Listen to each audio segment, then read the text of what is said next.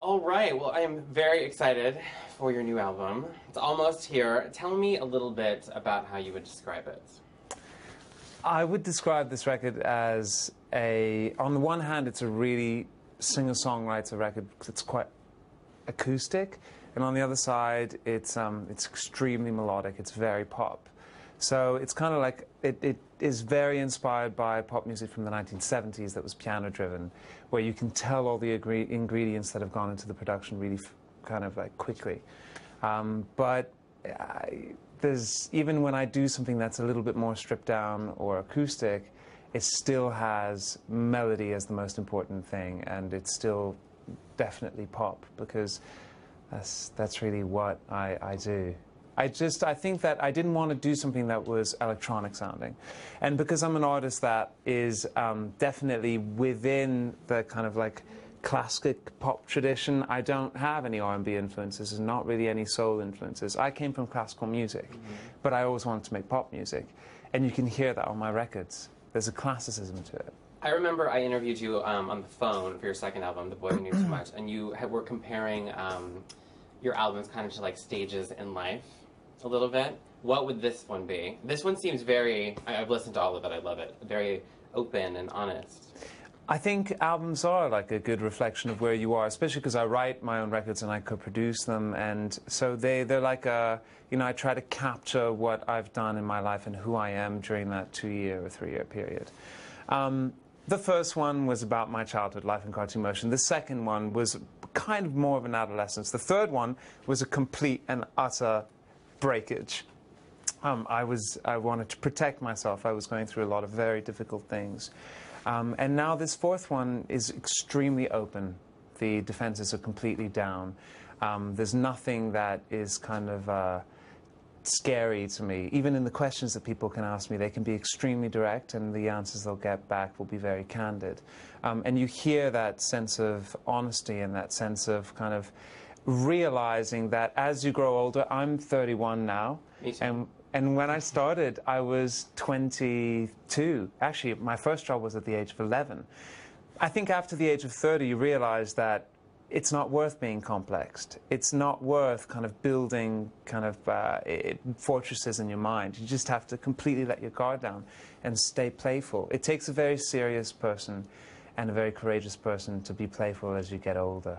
When I started writing the record, I started off with a song called Good Guys. And my favorite. And Good Guys is still my favorite song on the record. And it was the first one I wrote, and it poses the question, where are all the people that inspired me so much in my life? All these icons when I was a teenager, where are they? All these kind of terribly behaved, kind of iconic people from, I don't know, from James Dean to Warhol to Auden to just people from art and literature. Anyway, I was kind of trying to shake up those people within me and dare to write for myself again, as opposed to worrying about the consequences of what I was writing. And it opens up with the lyric, "It's not the cowboys that are missing anymore." That problem was already old in '94, which is about the song "Where Have All the Cowboys Gone?" Polycol. And then by Polycol, and then it goes, "Don't be offended, this might seem a little wrong, but tell me, where have all the gay guys gone?" I know one of the tracks on your album is an homage to one of your idols, Freddie Mercury. Tell me a little bit about that song. One of the songs talks about Freddie Mercury in quite a specific time in his life. When he found out that he was HIV positive and that he had AIDS, his response was to lock himself up in a club, and he had this crazy, legendary party that lasted, some people say hours, some people say days. Wow. Whatever the reality of that story is, it did happen in one way or another, and it just got me thinking about how we react to those kind of pieces of life-changing news. And so I wrote this song called "The Last Party," which is an homage to him, and it's produced in a way where it's actually one of the most classical things I've ever done. It has an orchestra on it, it has harpsichord. It goes from being an art ballad to an Elton John torch song to something that you would hear on a Black Eyed Peas record. It's very strange. It shouldn't work, but it does, and it's very moving when you hear it. I sent it out to Roger Taylor and to Brian May to get the approval because it was important to me if I was going to talk about something so serious within the life, the story of the collaborator, they had to kind of sign off on it, and luckily they did, and they loved the song. I haven't been touring for about almost 2 years now. I've been doing interesting shows around the world, like I did a mini residency with the Symphonic Orchestra of Montreal in their concert hall, which was an incredible experience, and things like that. But as a tour with my band, I haven't done a lot in quite a while, and I've started off with this little mini tour that started in New York 2 nights, and then is now in LA, and then we go to Asia next week, and we do one of my biggest shows in Asia that I've ever done, which will be the Olympic Hall in Seoul. So it's kicking off to quite an intense year, but at the same time, I couldn't choose a better place to start, because for some reason in America, the reactions that I get at these shows, it's just like, it's fireworks. I think that I'm very aware that I'm not really part of like the mainstream in America. I've always, my songs have kind of, they have moments when they go into serious kind of like major exposure pop culture and stuff, but at the same time, I've never, as a person or as an artist, been someone who's been constantly present, which means that my repertoire has always kept its kind of, the gunpowder's dry.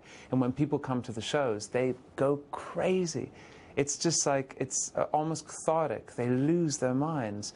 And for me, it's really satisfying. That said, the most important country for me and my music is America, because of all the stuff that gets synced in TV and movies. And TV and movies for me have been an enormous window to the world for my music. Just this year now, we've got the first song that's synced and that's sung in the new Pitch Perfect movie is one of my songs. That's amazing. And which one is it?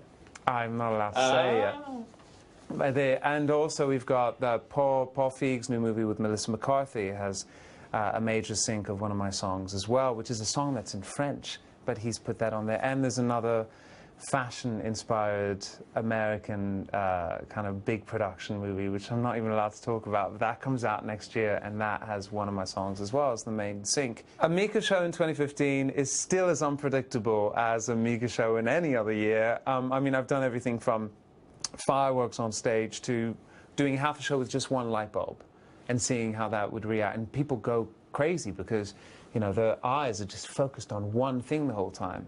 I love working in extremes.